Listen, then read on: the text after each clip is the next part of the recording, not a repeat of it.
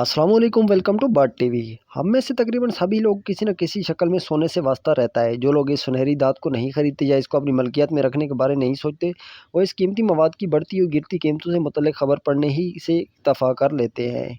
आज की इस वीडियो में सोने के बारे में 8 दिलचस्प और अजीब हक़ाइक़ पेश करूँगा, जिन्हें आप सुनकर बहुत ही आपको अच्छा लगेगा। नंबर 1, दुनिया में सोने का सबसे बड़ा टुकड़ा 1869 में ऑस्ट्रेलिया में मिला, जिसका वज़न 72 किलोग्राम था। नंबर 2, दुनिया भर में इस ज़ब्त धातु को पैदा करने वाले सबसे बड़े 3 ममालिक हैं।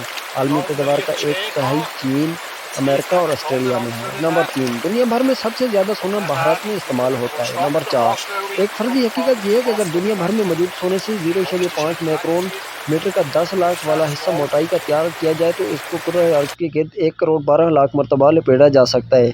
नंबर 5, अमेरिका के पास तकरीबन 7385 टन सोना महफूज है।